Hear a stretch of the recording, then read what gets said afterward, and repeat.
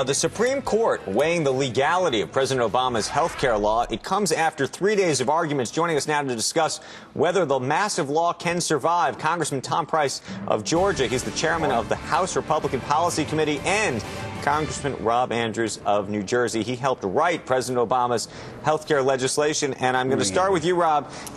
Just listening to what we've heard during the Supreme Court, the questions that were asked, your sense of what kind of outcome we could get from the justices. I have no idea. One thing I've learned in oral argument is that it's rarely a clue to what people are going to do.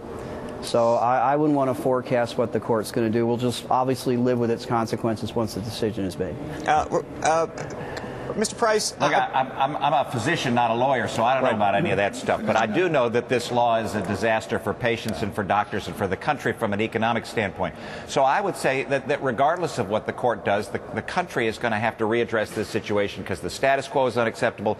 This bill will bankrupt the country, and it doesn't work for patients and it doesn't work for doctors. Okay, Congressman Andrews, I'm curious, if the mandate portion of this gets struck down and the entire bill doesn't, what happens?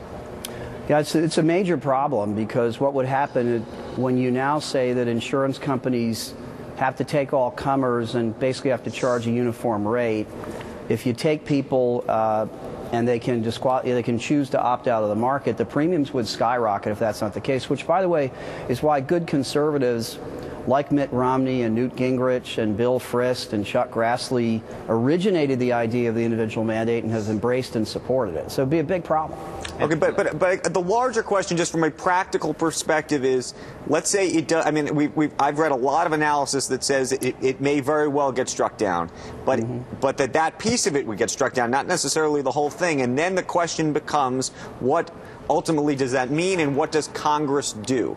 Well, it means that Tom and I and our colleagues would have to have a negotiation over what to do about that. Tom would favor repeal of the law. I would favor fixing it in that circumstance, which leads me, I think, to a larger point. I think the decision about the future of this bill should be decided by 130 million voters on Election Day, not by 9 justices this June. And, you know, we're going to have a presidential election fought over this issue, congressional elections fought over this issue, and I think the voice of the people ought to prevail as to what happens. Congressman Andrews, did you like the way it was passed?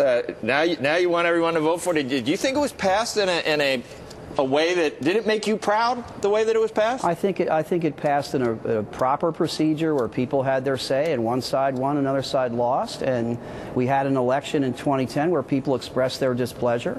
We're going to have another one in 2012, and the people will decide. Joe, I don't think there was anything irregular about that procedure. Oh my God! You don't, Scott Pratt. Do you remember how close it was? Do you remember the record? It was touch and go. It was so divisive. I mean, everything we're talking about right now. How many of your colleagues lost their jobs? I mean, Speaker Pelosi is not Speaker anymore because of the way it was handled. How many major decisions in this country have not been controversial? Well, you don't take 17% of the economy and decide that what you're going. It's coming home to roost now with the public opinion numbers for this law. Rob can talk about the negotiation that he wants going forward, but I can tell you that the negotiation last time did not happen, and that's why the American people are so upset. Look, again, as a physician, I can tell you this law doesn't work. Okay, so Congressman Price, I'm not going to relitigate how we got here. My question for you is, if it gets struck down, if you could get rid of the bill, my question is, what would you put in its place? Because clearly, what we have on the table today does not work, and I think you would at least agree on that. You're absolutely right. The status quo doesn't work at all. The bill that I have authored, along with a number of others, is H.R. 3000.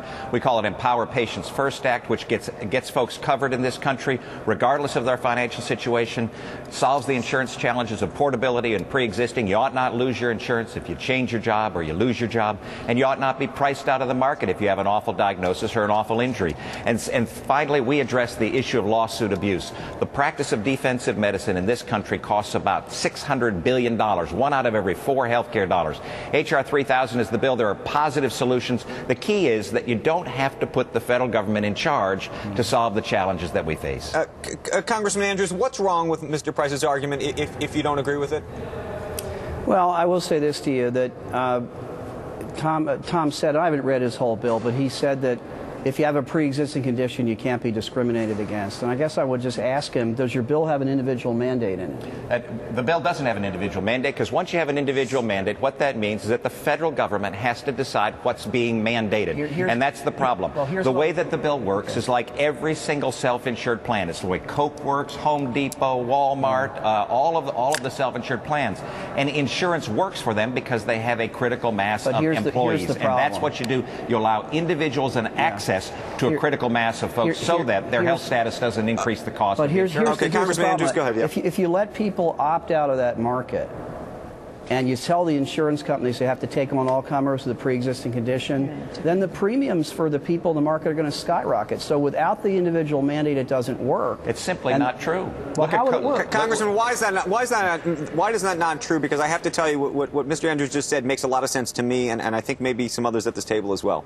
You got to do a couple things. You got to make it financially feasible, attractive, and foolish for anybody not to be covered. So they make the decision on their own. But how do you do that? Through the tax deduction for those at the top of the economic ladder, tax credit as you come on down, refundable tax credit, and then an advanceable refundable tax credit. So that every single American says, it makes more sense for me financially to be covered, not from a health care standpoint. Rob, people are wise, they'll make wise decisions. Rob, I know you were part of it. You were one of the authors of this, and you've heard the last 3 days, and I don't know whether you immediately dismissed those 4 or 5 conservatives on the Supreme Court as ideologues, but I read something yesterday. It was just some guy from Virginia wrote into the Journal. He wrote into a letter. He says, when our forefathers founded this country, they did so with the knowledge that for man to be free, rights and responsibilities must be derived from the individual, not the state. Thus, power must be invested in the individual. He went on to say, this is the founding principle of the U.S. It guides and informs the spirit, intent, and letter of the Constitution, and in a broader sense, the entire concept of limited government. And Obamacare seeks to turn that on its head with the individual mandate. What would you say to just this normal citizen that wrote in with that, Congressman? Well, first of all, I would say that he has half of it right, that we do have individual autonomy in this country. We also have individual responsibility. And if a person chooses not to insure himself, uses an emergency room in a hospital, his neighbors pay his bill. But what about his funeral? Should we make people pay for their funerals then? Because no one is ready to have a funeral paid for when they die, or very few people. Maybe they are, maybe they're not. But there are states would generally cover that. The point is that most people don't have an income or an estate sufficient to cover a $100,000 ER bill from a motorcycle accident. So should you pay for that? Which doesn't mean you need to give them soup to nuts medical care and health coverage. What you do need, look, I might even be for an individual mandate. I'm not, but I might even be for an individual mandate if it said, look, by virtue of being a citizen, you've got to have some health coverage. You pick it. You figure out what you want. How about a tax? How about a tax? Why not do a tax? You guys were so afraid to do a tax. No, but I support tax deduction, tax credits, refundable credits, and advanceable refundable credits. You should have used that word, Rob. You should have used that word tax when you wrote this thing. I want to go back to Congressman. I want to go back to Congressman Price. Does that ultimately mean that you could get behind some form of a single payer if it's some form of a very basic? No, the reason is.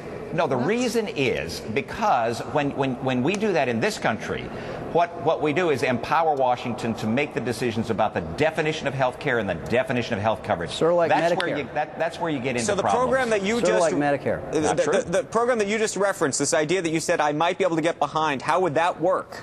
If we said you've got to have health coverage, which is a health coverage that's right for you. Right. So people could pick a health savings account. They could pick a high deductible catastrophic plan. The example that Rob gave, you come into the emergency room and your neighbor has to pay for you, just simply isn't true in the nuts and bolts real world. If you come into the emergency room and you want to bypass the system from a health coverage standpoint, you can pay for it if you want. But if you don't have the assets to cover it, your neighbor pays for it. If you don't have the assets to cover it, that's why you need an advanceable refundable credit or an advanceable credit, so that every single individual gets the health coverage that they want, not that the government wants for them. That's the key. Guys, we're going to have to leave it there. You guys should maybe have lunch today and get a plan together. I would love to have lunch with Tom. We'll do so. I will tell you, too, the reason Mitt Romney did this in Massachusetts. We got the music. They're playing us out. But we will talk to you, I'm sure, again very, very soon. Don't worry about it. Thanks.